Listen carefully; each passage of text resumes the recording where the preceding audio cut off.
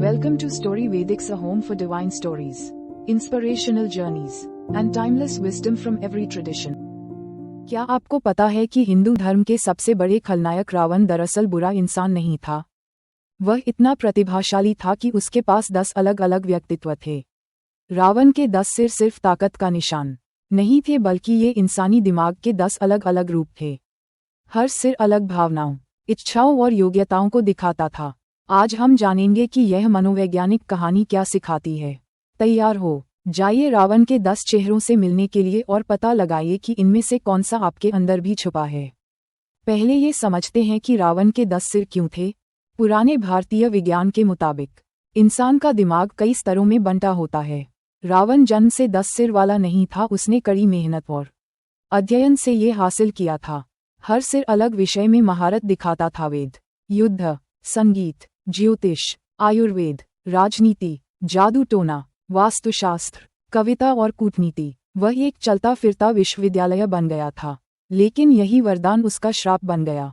मिलिए पहले सिर से, विद्या वाला सिर, यानी पंडित जी। इस सिर को चारों वेद रटकर पता थे और धर्मशास्त्र की हर बात जानता था। लेकिन समस्या ये हुई कि इसमें घमंड भी आ गया। ये समझने लगा कि ज्ञान की वजह से वह दूसरों से ऊंचा है, यहाँ तक कि भगवान से भी। आजकल के शब्दों में कहें तो यह वही व्यक्तित्व है जो हर बात में टांग अड़ाता है। बुद्धिमान तो है, लेकिन दूसरों को नीचा दिखाता रहता है। हम सभी में ये सिर तब जागता है जब हम अपनी समझदारी का गलत इस्तेमाल करते हैं। दूसरा सिर है योद्धा वाला, यानी वीर। इस व्यक्तित्व ने रावण को युद्ध में कभी न हारने वाला बनाया। वह इतना बेहतरीन रणनीतिकार था कि तीनों लोगों पर राज किया। लेकिन इस योद्धा सिर में गुस्सा और दबदबा दिखाने की आदत भी थी। ये कभी ना सुनना पसंद नहीं करता था, हर बात को लड़ाई समझता था। यही हमारे अंदर का प्रतिस्पर्धी अहंकार है। सही जगह इस्तेमाल करे तो ताकत, गलत जगह करे तो बर्बादी। तीसरा सिर है कलाकार वाला। इसने बेहद खूबसूरत संगीत रचा, दिल छू जाने वाली कविताएं लिखीं और शानदार महल बनवाए। लंका के सुनहरे महल इसी की कलाकारी थे। लेकिन इस कलाकार सिर को हमेशा तारीफ चाहिए होती थी। ये बिल्कुल परफेक्शन के पीछे पागल था। यह वही कलाकार दिमाग है जिसे लगातार लोगों की पसंदगी चाहिए होती है, जो आलोचना बर्दाश्त नहीं कर सकता।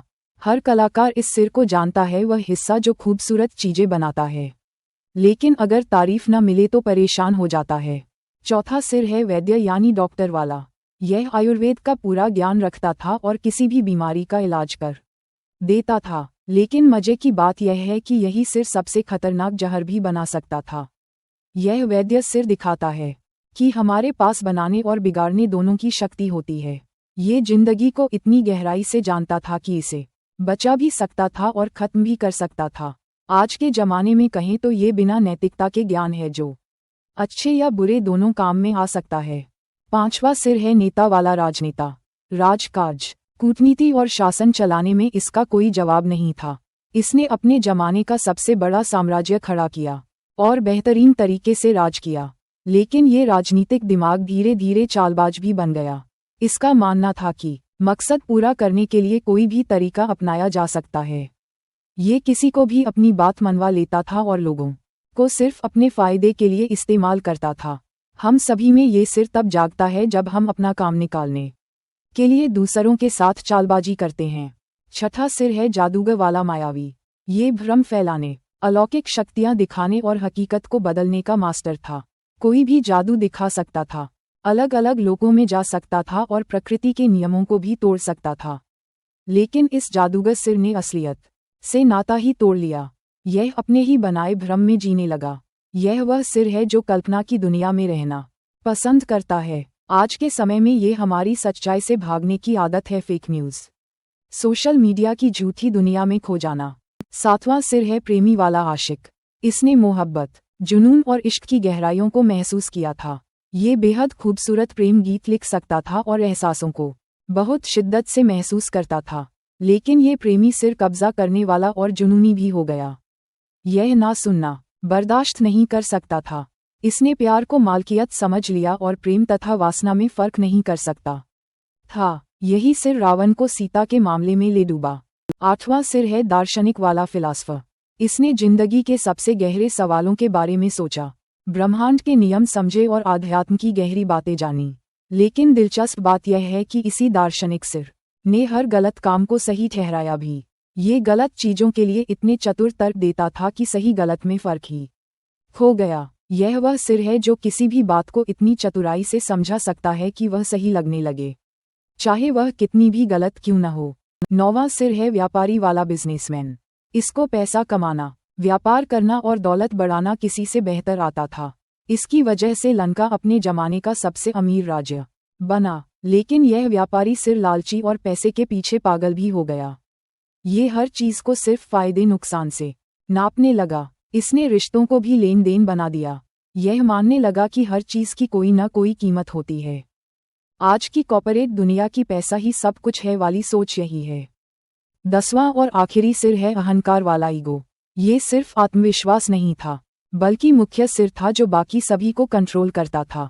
ये खुद को भगवान समझता था। इस अहंकार सिर ने रावण को समझाया कि वह अजेय है, उस पर कोई नियम लागू नहीं होते, वह किसी भी नतीजे से ऊपर है।